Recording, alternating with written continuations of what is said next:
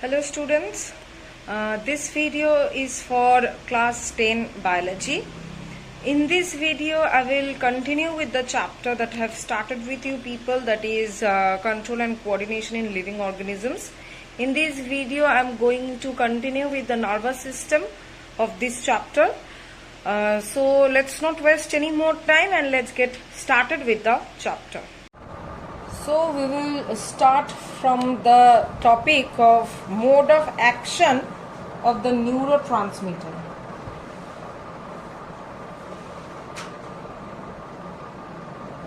That means how the neurotransmitter is working or how is it functioning, that we will see.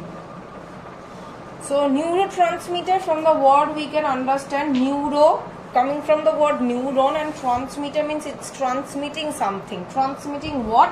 Transmitting the impulse. So the thing or the substance which is helping in transmission of the impulse through the neurons is termed as the neurotransmitter. So when any impulse, as I have said already to you, that stimulus which is created in the outside environment, when this stimulus is received by our organs, that is the receptor, okay, so that stimulus gets converted to impulse after received by the receptor. So this stimulus gets converted to impulse. Now when this impulse reaches to the presynaptic knob, presynaptic knob is what? Suppose this is the neuron, okay,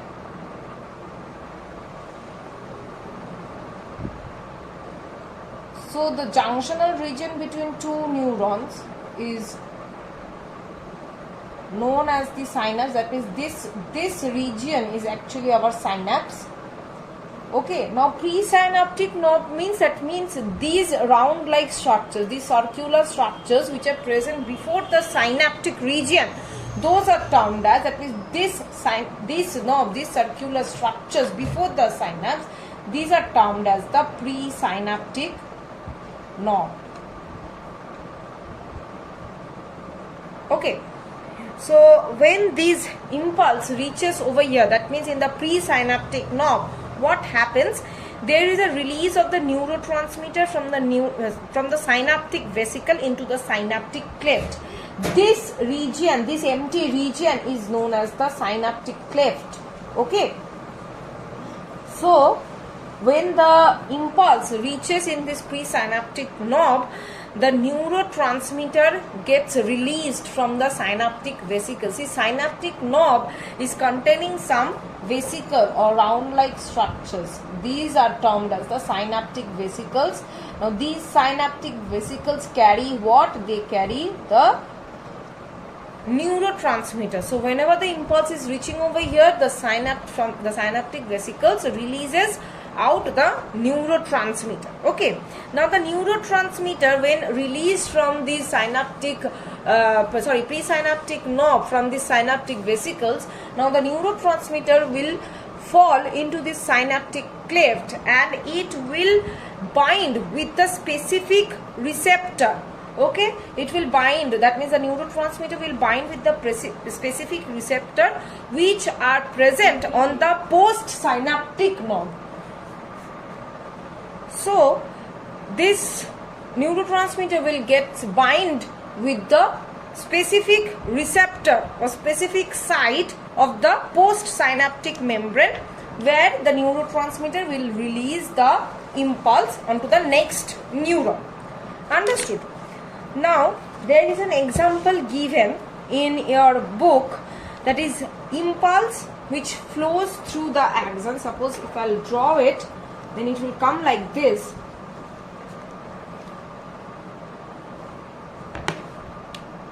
The impulse which flows through the axon.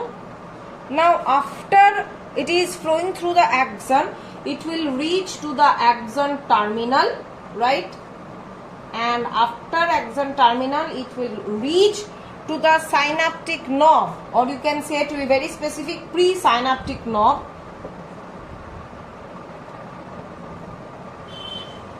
Okay, Now from this knob, stimulation of synaptic vesicles, that means synaptic vesicle will get stimulated.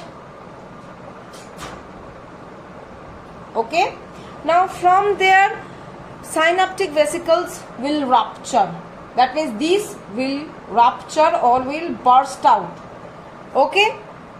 After rupturing, what will happen? The synaptic vesicle is containing what? It is containing the neurotransmitter. Now the neurotransmitter will get released.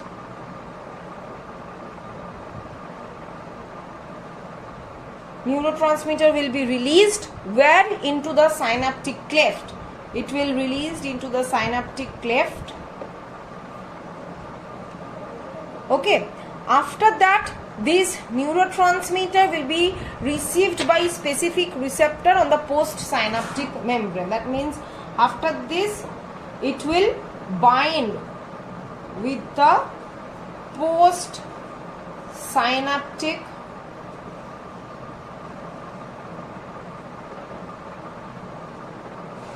membrane, and ultimately the impulse in the postsynaptic membrane will generate.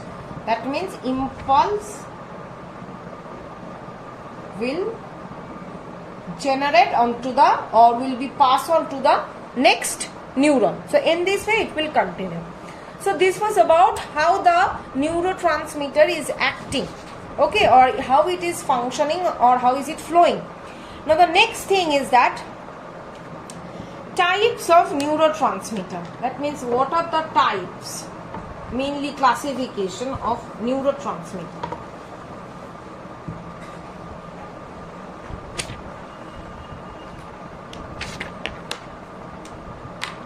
So if I write neurotransmitter, these are actually of mainly of two types. One is excitatory, another one is inhibitory.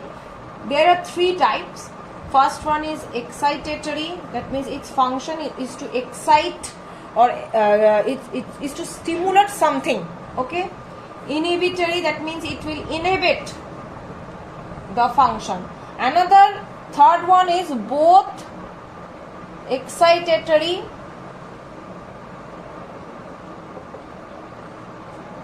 and inhibitory. So excitatory examples are glutamate, norepinephrine, epinephrine. Inhibitory examples are GABA, serotonin, and both excitatory, inhibitory in function are acetylcholine, dopamine. These are the examples of both excitatory and inhibitory. Now next, coming to the types of nervous system. In your book it is already there, the chart. Nervous system.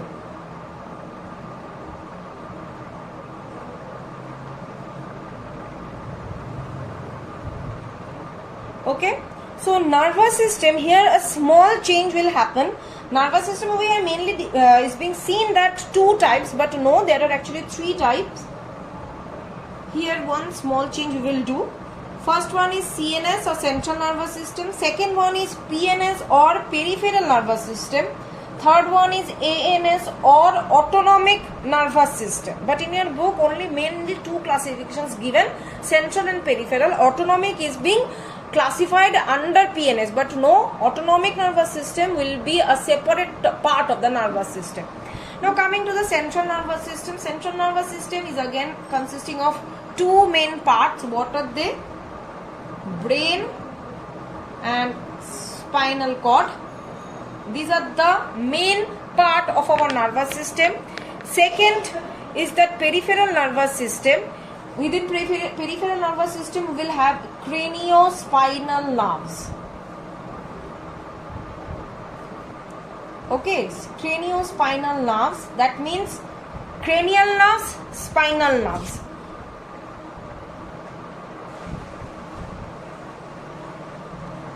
So how many cranial nerves?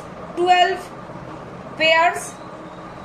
And how many spinal nerves? 31 pairs from 31 segments. Okay. Now coming to the autonomic nervous system. Autonomic nervous system is again of two types. Sympathetic and parasympathetic nervous system. So this is the mainly the classification of the nervous system. Understood? So I am keeping this video till this much. In the next video I will continue with the chapter. Thank you.